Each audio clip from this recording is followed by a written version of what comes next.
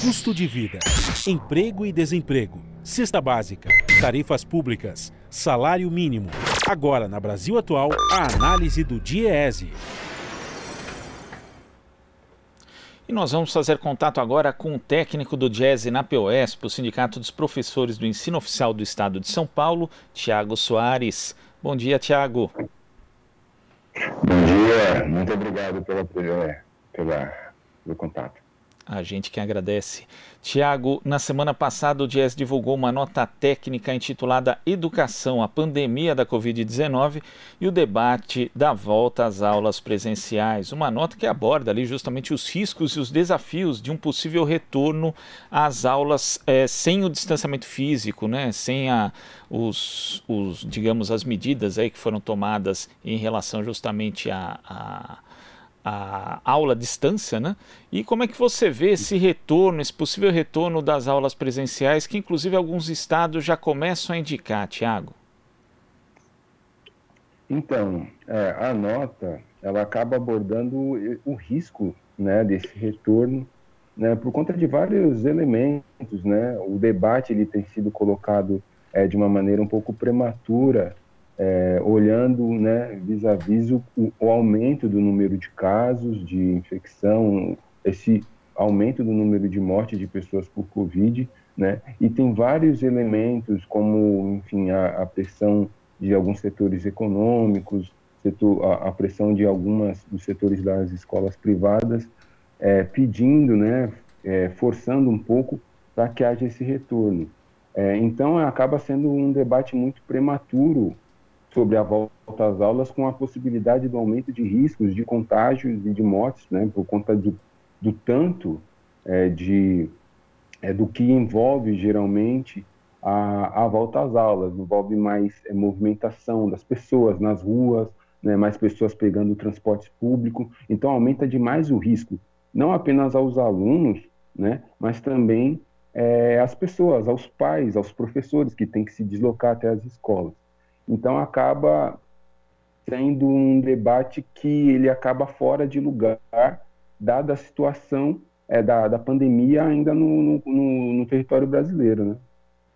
E a gente vendo alguns dados, né, Tiago? O boletim mostra aqui que, de acordo com os dados da PNAD contínua, o país possui 72.900.000 domicílios, dos quais pouco mais de um terço, ou seja, 24.400.000, possuem crianças de até 12 anos de idade. Então, a possibilidade de contágio com retorno às aulas presenciais, ela aumenta bastante. Sim, né? Por exemplo, os governos eles instituírem que, enfim, as aulas presenciais elas irão ser retomadas, esses pais não teriam, enfim, teriam que colocar esses filhos na escola, né? Tem que levar, enfim, por conta deles serem penalizados de alguma forma. Então, esse grupo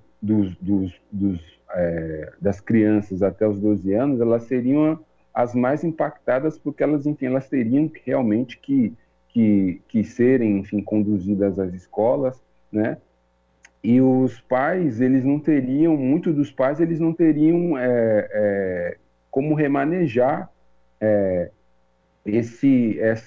essa ida, né? Esse cuidado a essas crianças, né? Então, os alunos com até 12 anos, se a gente pensar, por exemplo, nas famílias que não têm, ou muitos adultos, né? A gente, falando das famílias brasileiras, a gente vê que muitas famílias têm vários parentes, e às vezes tem alguns parentes, por exemplo, que podem, né? Que cuidam, ou parentes mais velhos que podem cuidar dessas crianças, mas as famílias que são mais restritas, que tem um número, por exemplo, são pais e mães, mediante, por exemplo, a discussão esse aumento da atividade econômica que impacta, sim, né, na discussão sobre a volta às aulas, com quem eu vou deixar meu filho, enfim, elas seriam as mais impactadas, porque elas não teriam esse outro adulto, né, ou se a outra pessoa mais velha, com quem deixar os seus filhos, e isso acarretaria mais perigo, né, a essas crianças e a eles mesmos.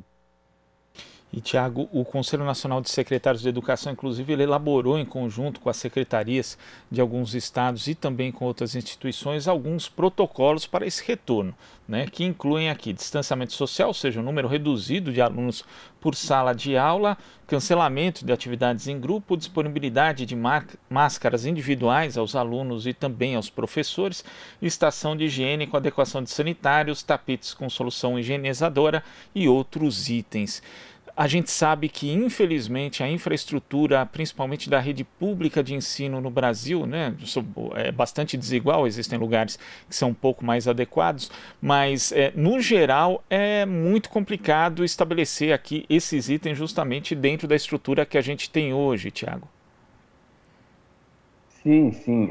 Esse é um dos pontos abordados pela nota técnica, né? A gente vê que esse protocolo, ele coloca uma série de medidas a serem tomadas que colocam muitos desafios às escolas que hoje já têm uma estrutura muito combalida, né? Uma estrutura um desafio de um investimento que, por exemplo, até hoje a gente vê que tem sido feito de maneira muito aquém do necessário, né?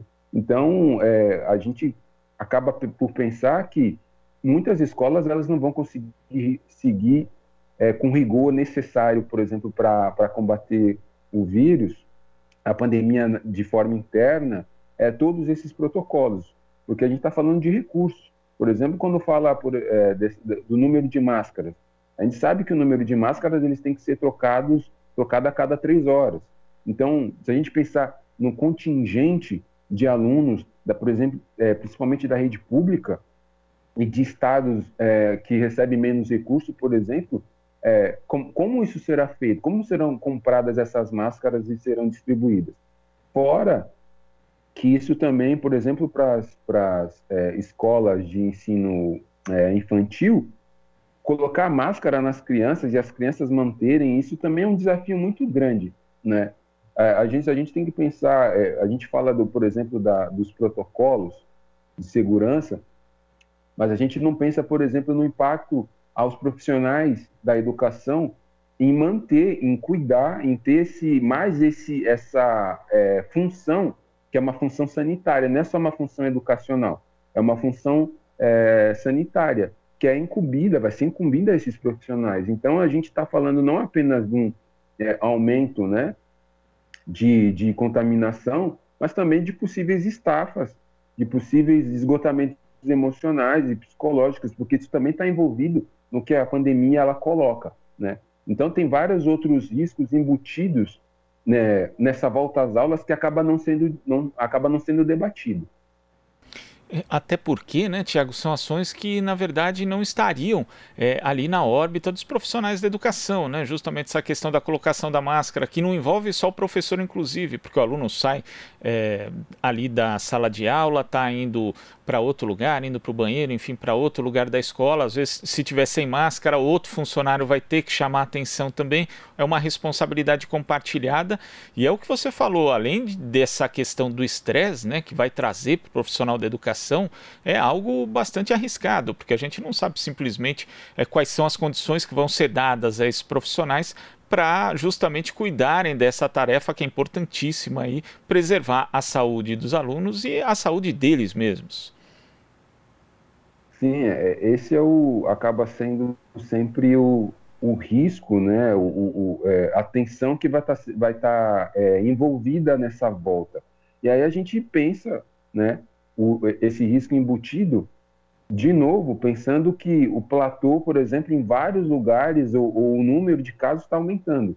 Então a gente fala desses protocolos de segurança, né? Se fala dos protocolos de segurança, que eles visam, por exemplo, o não contágio apenas na escola. Só que a escola ela não está apartada do seu entorno.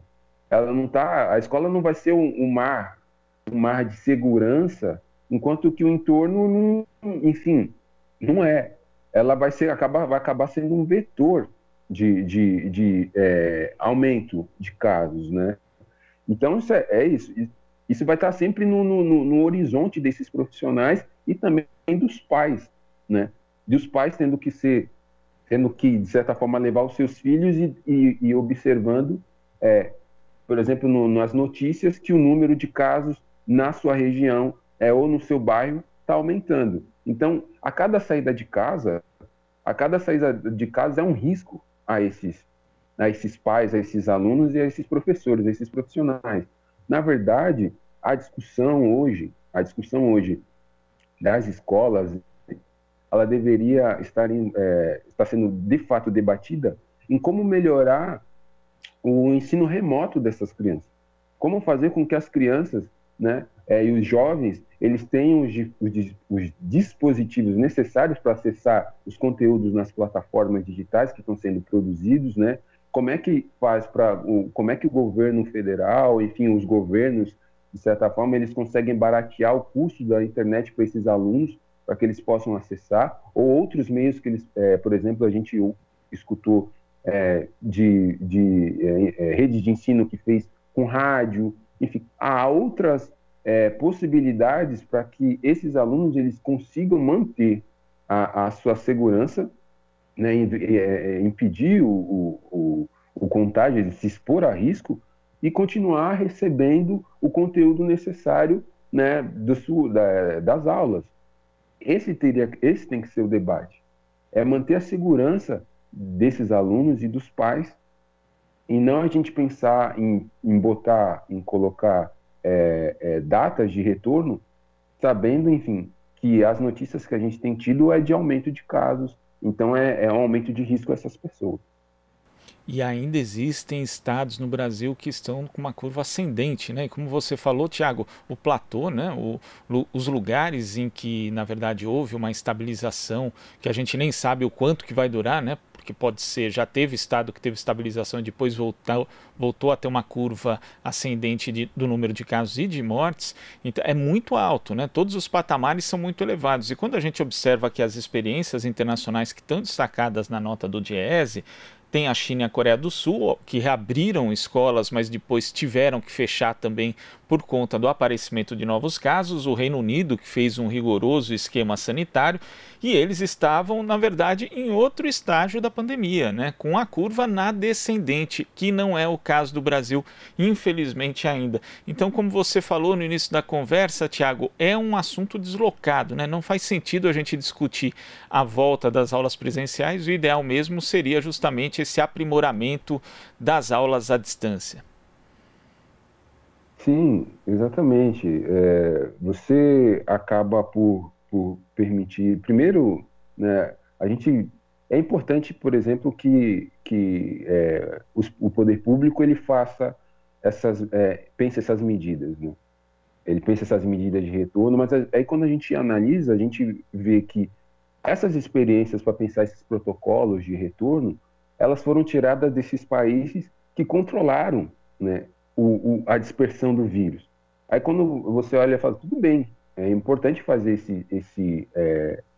esses protocolos de segurança, mas a gente teria que estar num outro momento para a gente pensar esse retorno.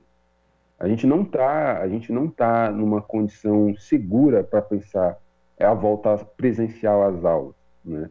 Então, e um outro elemento, né, é exatamente esse, de estes países que diminuíram e tem um número de casos, por exemplo, a China tem um número de casos muito menor do que o Brasil, agora muito menor mesmo, mesmo assim, volta e meia, eles têm que parar, enfim, surge um número de casos, ou, por exemplo, na França, né, que também teve o controle do número de casos, e aí surge, por exemplo, pessoas infectadas nas escolas, eles têm que uma dezena, em várias escolas, eles têm que voltar.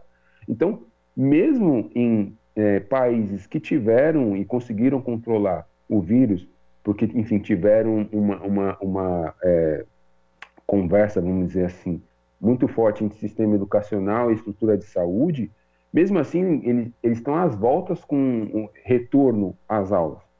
E aí isso faz a gente pensar como o Brasil, como as redes estaduais conseguem discutir o retorno de uma forma, botando, por exemplo, datas para o retorno, né? com pressão, enfim, de vários sentidos e colocando os protocolos dessa forma, quando estes países que elaboraram seus protocolos, do qual o Brasil tirou esses exemplos,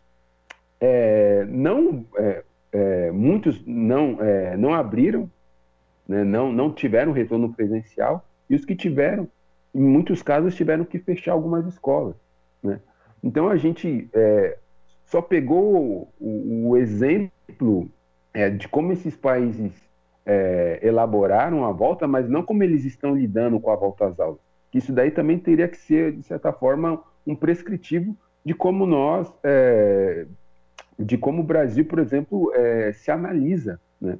Como o Brasil ele se encontra, onde eu me encontro, se estes países, enfim, eles estão vira e mexe, eles estão parando, né? Parando as aulas. Então, a gente teria que pegar não apenas o aspecto do protocolo, mas como os países estão lidando com o vírus hoje também. São modelos que foram meio que adotados pela metade, deslocados do seu contexto original. Tiago, queria agradecer aqui a sua participação no Jornal Brasil Atual e até a próxima. Até a próxima, eu que agradeço. Conversamos aqui com o técnico do DIEESE na POESP, Sindicato dos Professores do Ensino Oficial do Estado de São Paulo, Tiago Soares. Você está ouvindo Jornal Brasil Atual. As notícias que os outros não dão.